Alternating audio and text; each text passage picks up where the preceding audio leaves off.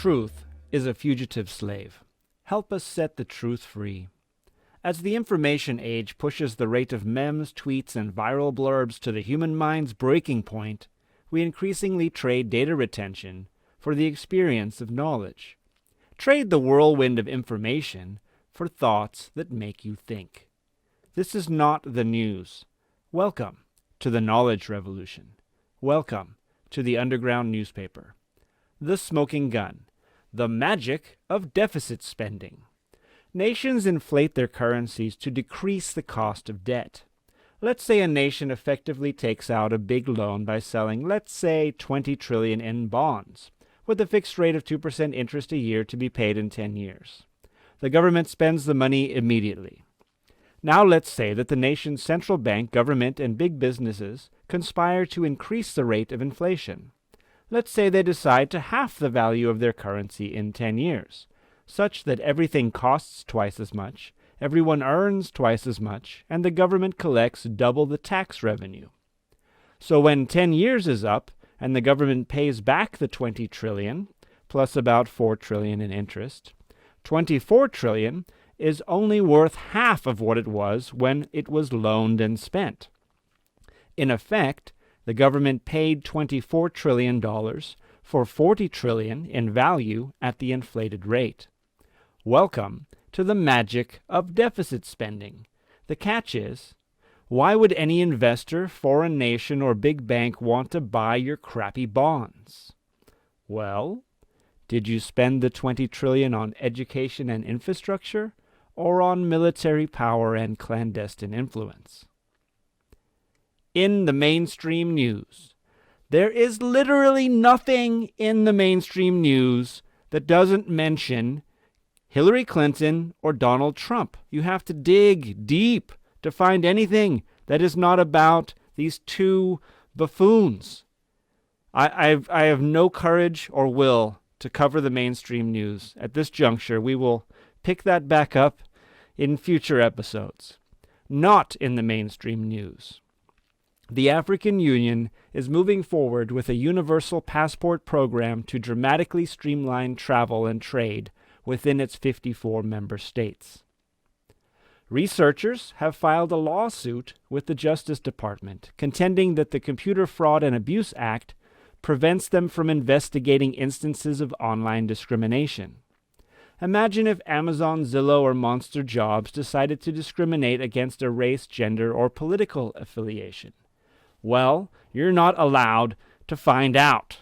You can't create the necessary accounts to test whether or not they're treating different accounts differently.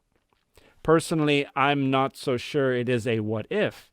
I have logged into Amazon with 2 different accounts and seen different prices on the same products. Scientists may soon be able to implant false memories in your brain. MIT researchers Steve Ramirez and Zhu Liu recently implanted a false memory into a mouse's brain. Ramirez says, the only leap between there and humans is just technological innovation. Oh good, that's reassuring. Dr. Richard Horton, editor-in-chief of The Lancet, the world's most respected medical journal, recently published a statement asserting that contemporary medical scientific research is a load of crap. Horton declared, much of the scientific literature, perhaps half, may simply be untrue, afflicted by studies with small sample sizes, tiny effects, invalid exploratory analysis, and flagrant conflicts of interest, together with an obsession for pursuing fashionable trends of dubious importance. Science has taken a turn towards darkness. Recent research shows that homework is of no benefit at the elementary school level and of dubious benefit thereafter. The research is very clear, agrees Etta Karlovic, education professor at the University of Arizona. There's no benefit at the elementary school level. Keep that in mind next time you ask your child, have you done your homework? Madeline Weiss and Philippa Sousa led a team based out of Heinrich Heine University of Dusseldorf in Germany to compile gene families of bacteria and archaea in order to determine that the last common ancestor of all life on Earth was most likely a single-celled organism that lived in an oxygen-free hot spring. Just keep in mind, all humanity, and indeed all life on Earth, is one big family, and our common great-grandparent to the power of 100 was partying it up by a hot spring 4 billion years ago.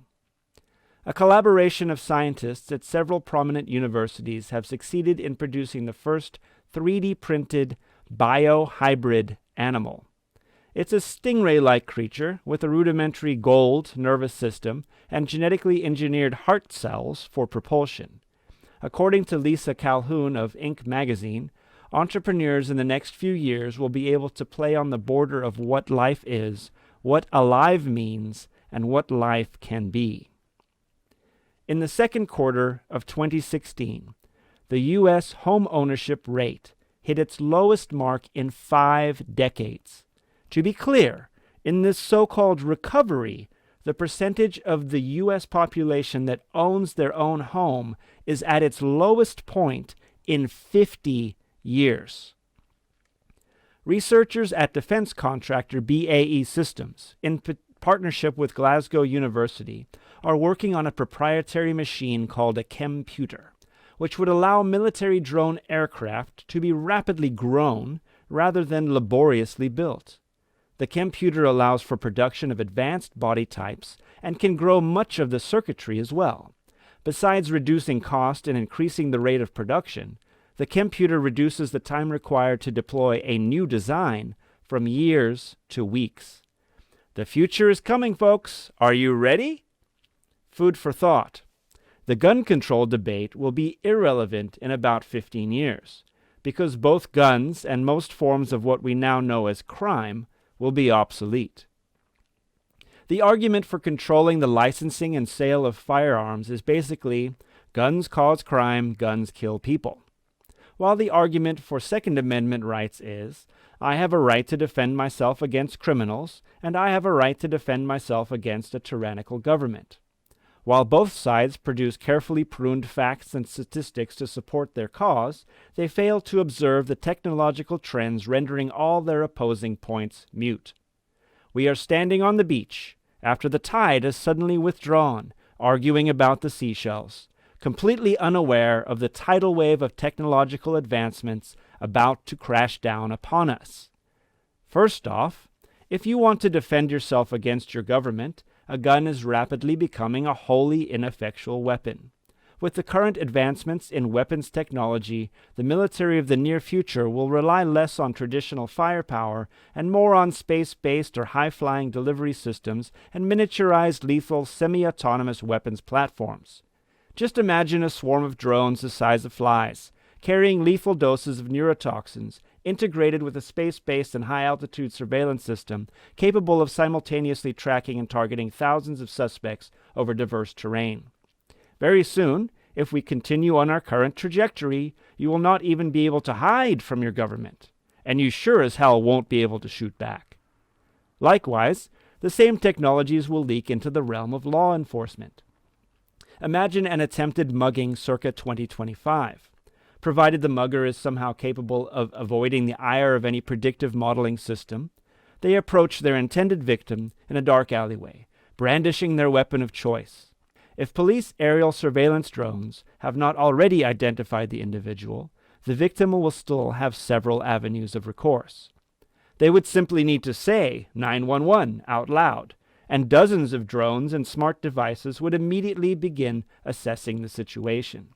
Police rapid response drones would be diverted from their patrols, each capable of firing long-range tasers, active denial systems, or releasing yet more fly-sized autonomous robotic insects. High-altitude surveillance systems would target the assailant and immediately begin cross-referencing terabytes of data to determine their identity, intent, and psychological profile. If by some fluke, the mugger was able to rob the victim or even do them harm, they would need superhuman powers to escape with their spoils. Even so, in a cashless economy, where every transaction is a data point, what could they hope to gain? Moreover, what good would a gun have done the victim? Would they be better firing off a shot in the dark, or relying on the predictive analysis of supercomputing artificial intelligences who simply do not miss? If you want to defend yourself against a tyrannical government, the most useful tools you could have are non-compromised communications technology and/or unmanipulated social media, as well as the ability to purchase or build advanced drones and drone countermeasures without ending up on the FBI's watch list. If you want to protect yourself from crime, invest in a firewall system. Use hard-to-guess passwords. Don't answer any questions on the phone or internet unless you know exactly who you are communicating with. If you live in a particularly dangerous neighborhood, there are already surveillance drones available that track and follow your location, videoing your activity and uploading it directly to the web. How much less likely are you to be attacked if the would-be attacker knows they are being videoed?